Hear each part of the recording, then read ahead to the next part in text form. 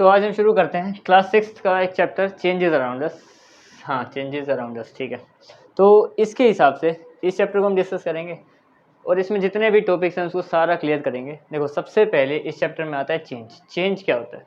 Change, अगर basic सी बात बताऊँ मैं तुम्हें, चेंज का मतलब बदलाव। किसी में कोई भी बदलाव होता है उसी को हम चेंज कहते हैं, ठीक है। यानी कि इनिशियल स्टेट और फाइनल स्टेट में बदलाव। जैसे कि फॉर एग्जांपल ये मार्कर है, एग्जांपल के लिए अभी इसकी शेप कैसी है देख लो एक बार। ऐसी है, ढक्कन निकाल दिया तो शेप में हल्का सा चेंज आया, ऊपर से पहली जैसी थी वहाँ पे नहीं है। तो मतलब इनिशियल स्टेट में, शुरुआती स्टेट में और फाइनल स्टेट में हल्का सा भी डिफरेंस आ जाए तो उसको चेंज कहते हैं, ठीक है। तो चेंज से शुरू करते हैं हम लोग और उसके बाद कितने प्रकार के चेंज होते हैं वो बहुत सारे होते हैं, वही एक एक करके हम डिस्कस करेंगे, ठीक है। तो सबसे पहले आते हैं चेंज कि चेंज क्या होता है। Change, change it is the difference between, पूरा ही लिख देता हूँ, difference between the initial state and final state.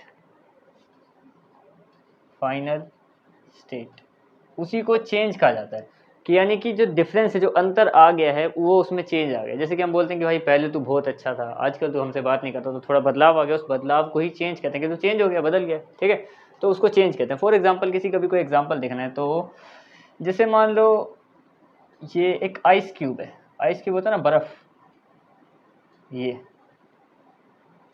एक आइस है, ठीक है। इसको अगर हम हीट कर दें, ट्राइंगल का मतलब होता है केमिस्ट्री में हीट करना। अभी इतना सोचने की जरूरत नहीं है पर समझ लो, हीट करना। यहाँ पे मैं लिख भी देता हूँ कि हमने हीट कर दिया। ट्राइंगल का मतलब ही हीट होता है। तो ये वाटर बन जाएगा, लिक्विड, ऐसा। अब इसके अंदर चेंज आ गया ना, ये सॉलिड से लिक्विड बन गया। देखो, ये यहाँ से यहाँ पहुँच गया तो चेंज तो आ गया हल्का सा भी, ठीक है। तो उसी को चेंज कहा जाता है। यानी कि जो पहले शुरुआत में जैसा था बाद में वैसा नहीं है। चाहे ये हल्का सा भी पिघला हो, एक ही बूंद गिरी हो, पर पहले से तो चेंज हो गया ना, ठीक है। तो चेंज इसको कहते हैं। अब देखो, टाइप्स ऑफ चेंजेस बहुत सारे होते हैं। टाइप्स ऑफ चेंज, देखो सबसे पहले आता है स्लो चेंज। स्लो तो तुम समझ ही गए होगे कि स्लो वर्ड से हम क्या बोलने वाले हैं यहाँ पे।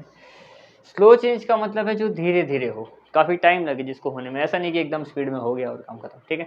स्लो चेंज का मतलब है जो चेंज होने में समय लगा, टेक टाइम, ठीक है। तो the changes take time to occur, यानी कि जिनको होने में बहुत टाइम लगे, टेक टाइम टू अकर मतलब कि काफ़ी टाइम लगे, ठीक है। फॉर एग्जाम्पल इसकी जगह, टेक टाइम की जगह टेक मोर टाइम, या फिर बहुत को क्या बोलते हैं, टेक टाइम, चलो टेक टाइम ठीक है। फॉर एग्जाम्पल देखो, एग्जाम्पल जैसे कि किस चीज़ों को होने में टाइम लगता है बहुत ज़्यादा, जैसे कि growth of tree.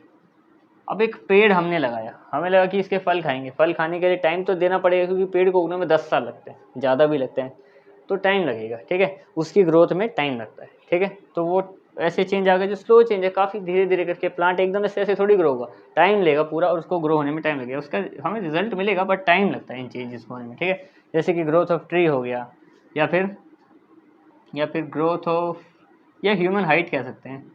Human height, जो हमारी हाइट होती है वो भी कितना धीरे धीरे करके बढ़ती है, एकदम से एक रात में नहीं बढ़ जाती, ठीक है। तो ये स्लो चेंजेस के अंडर आते हैं, ठीक है। काफ़ी सारे बताने हैं। अब यहाँ पे आते हैं दूसरा चेंज पे, जो कि है हमारा फास्ट चेंज। स्लो से उल्टा है, हम बोल सकते हैं कि the change that occur quickly. Occur का मतलब होना होता है, कंफ्यूज मत होना कि यहाँ पे भी मैंने अकर लिखा है, यहाँ पे भी अकर का मतलब होना किसी भी चीज़ का, ठीक है। The change that occur quickly आएगा, दैट अकर क्विकली, यानी कि जो जल्दी हो जाए चेंज। मतलब पहले कुछ था, एकदम से कुछ किया और दूसरे में कुछ नया सब्सटेंस मिले ना मुझे, पर चेंज हो गया, ठीक है। जैसे कि जो जल्दी हो जाए वो क्या है, जैसे कि हम बोल सकते हैं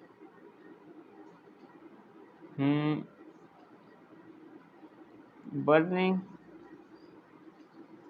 ऑफ क्रैकर, क्रैकर, चलो क्रैकर दोबारा ही लिख देते हैं, burning of cracker.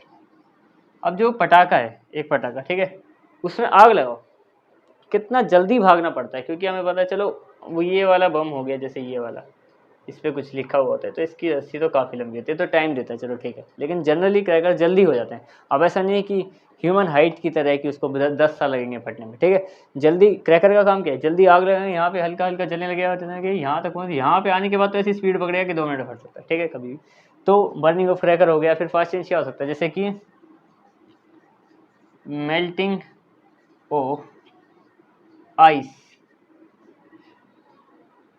Above, under लिखेंगे, नहीं अबोव लिखेंगे, अबोव फ्लेम, कि आइस जो है वो मेल्ट हो जाती है, कि बर्फ़ से पानी बन जाता है, होता है ये चेंज होता है, पर ये जल्दी कब होता है, अगर हम उसको फ्लेम के ऊपर रख दें, किसी जलती हुई आग के ऊपर रखेंगे बर्फ़ को, तो जल्दी होगा, ठीक है, फास्ट चेंज के अंडर आ जाएगा वो भी, ठीक है। ये होगा 2 टाइप के चेंज। अब चेंज वैसे भी कई सारे टाइप के हैं। अब आते हैं हम लोग थर्ड चेंज पे।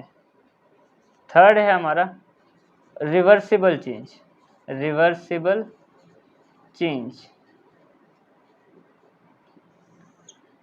रिवर्सिबल का क्या मतलब है, रिवर्स का मतलब क्या है कि दोबारा वापस वहीं आ जाना, रिवर्स का तो मतलब वही होता है, ठीक है।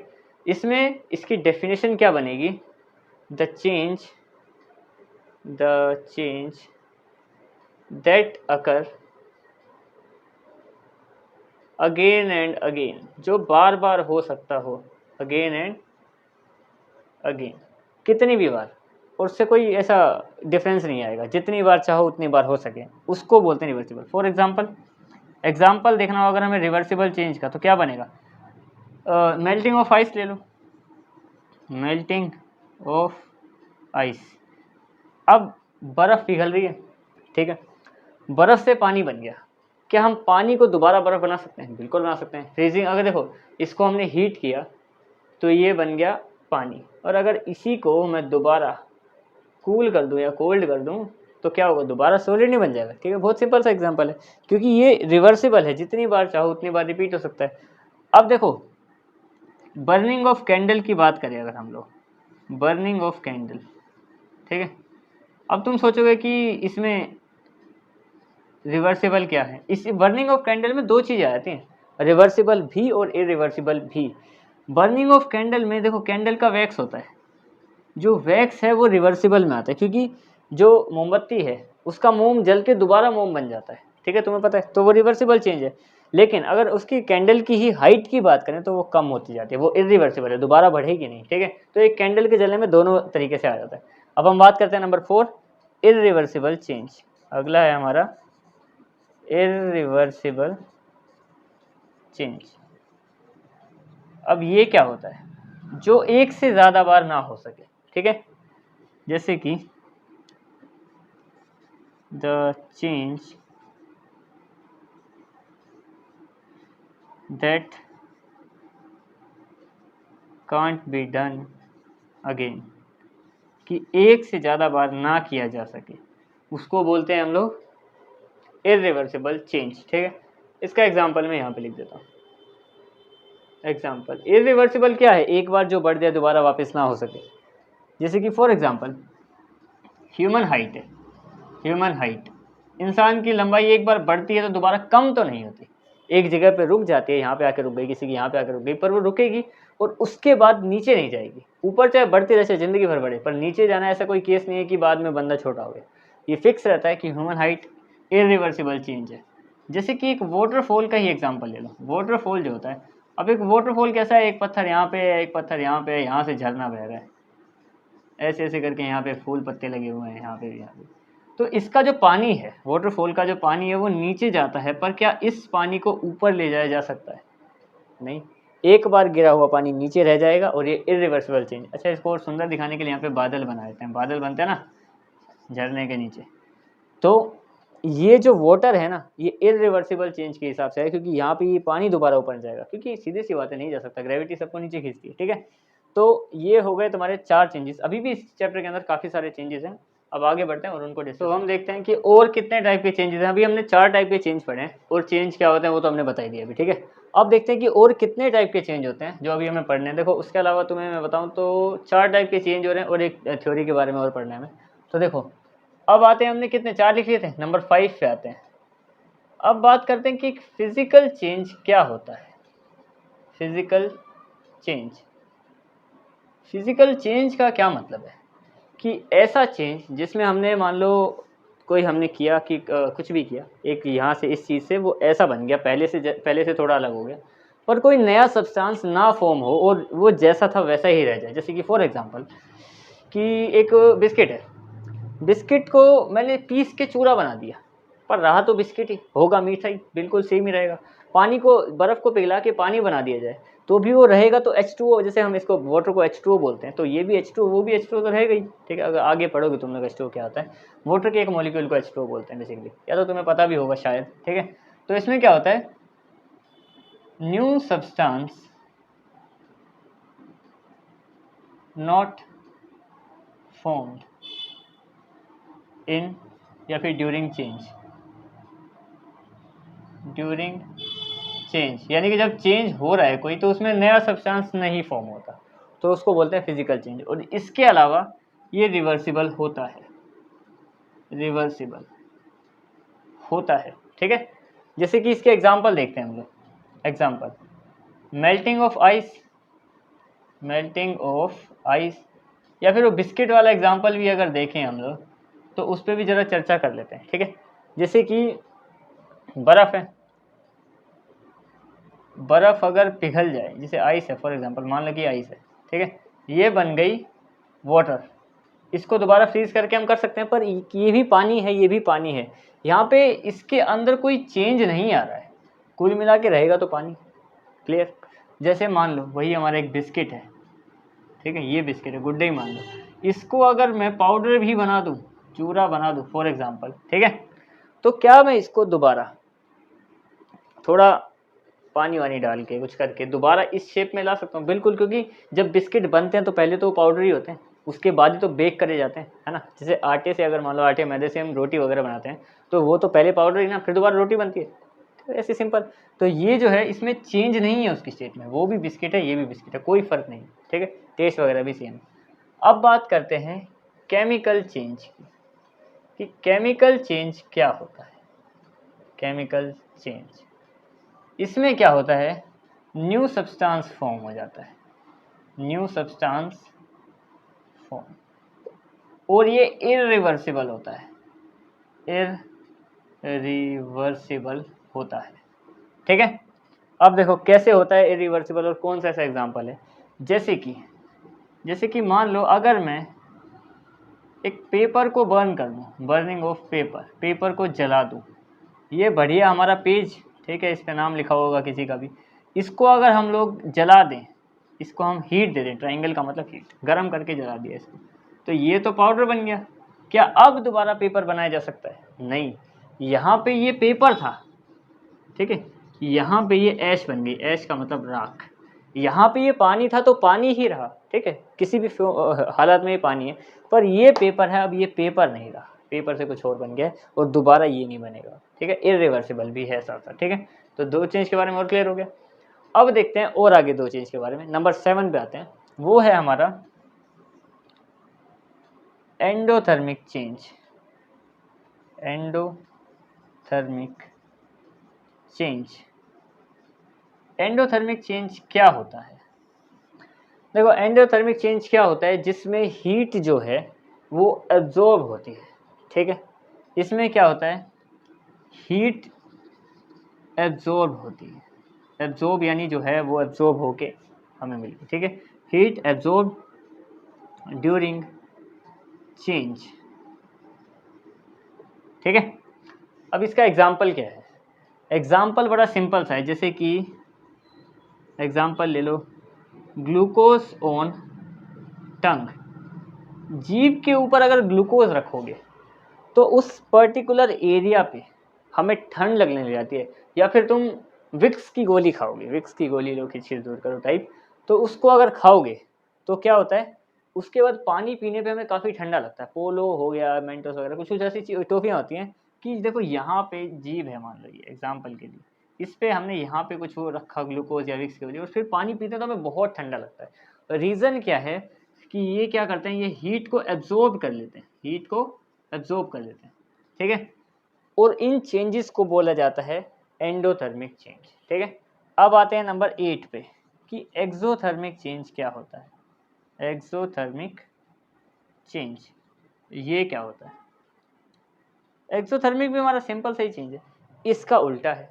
इसमें हीट एब्जॉर्ब होती है, उसमें हीट रिलीज हो जाती है, निकल के बाहर चली जाती है, ठीक है। इसमें क्या होता है, हीट रिलीज हो जाती है, release during change, heat release during change. For example, इसका एग्जाम्पल है बर्निंग ऑफ वुड लिख दो, बर्निंग ऑफ वुड। सर्दी लगती है तो लकड़ी जलाते हैं, लकड़ी जलाते हैं, ठीक है। तो वो जो लकड़ी है, वैसे बर्निंग ऑफ वुड में भी कई सारी चीज़ें आ गई, मैं तुम्हें कई सारे चेंज बताएं। तो देखो बर्निंग ऑफ वुड में क्या क्या हो रहा है, चलो देखो मान लो ये लकड़ी है, ठीक है, ये लकड़ियाँ जल रही हैं, यहाँ पे आग लगी हुई है प्रॉपर, ठीक है। इसमें कितने चेंज आ रहे हैं। बर्निंग ऑफ वुड ये इसका एक्सोथर्मिक का तो है ही, क्योंकि देखो हीट जो है वो रिलीज हो रही है, हमें हमें गर्म लगता है ना, दूर से लगता है, हम ऐसा थोड़ी इसको कि जलती लकड़ी पे हाथ रखते हैं, हम दूर रखते हैं हाथ को, तब भी हीट रिलीज हो रही होती है ना, तो हमारे हाथ की तरफ खुद ही आ जाती है, हमें बस हाथ थोड़ा सा आगे लाने पड़ते हैं आग के, ठीक है। तो हीट रिलीज होती है, तो भाई एक्सोथर्मिक चेंज है। उसके अलावा कौन कौन से चेंज है इसमें। अब मुझे बताओ ये फिजिकल चेंज है कि केमिकल चेंज है। ये केमिकल चेंज है, क्योंकि इससे भी ऐश बनेगी, लकड़ियों से राख बनेगी, और राख से दोबारा लकड़ी नहीं बन सकती, क्योंकि नया सब्सटेंस फॉर्म हो रहा है, तो केमिकल चेंज है, बिल्कुल केमिकल चेंज है।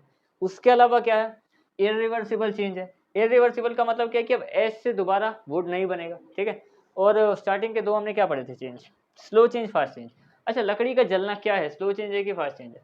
लकड़ी को जलने में टाइम लगता है या जल्दी जल जाती है, डिपेंड करता है, ठीक है। पर कितना ही टाइम लगेगा, एक दिन के अंदर अंदर काम हो जाता है, तो उसको हम स्लो चेंज में ही रखेंगे, नहीं फास्ट चेंज में ही रखेंगे। स्लो चेंज तो ऐसे होते हैं जिनमें साल लग जाए, काफ़ी ज़्यादा समय लग जाए, ठीक है। तो ये स्लो चेंज है, इरिवर्सिबल है, केमिकल चेंज है और एक्सोथर्मिक चेंज है। चारों के चारों रिलेट कर दिए मैंने इसके साथ, ठीक है।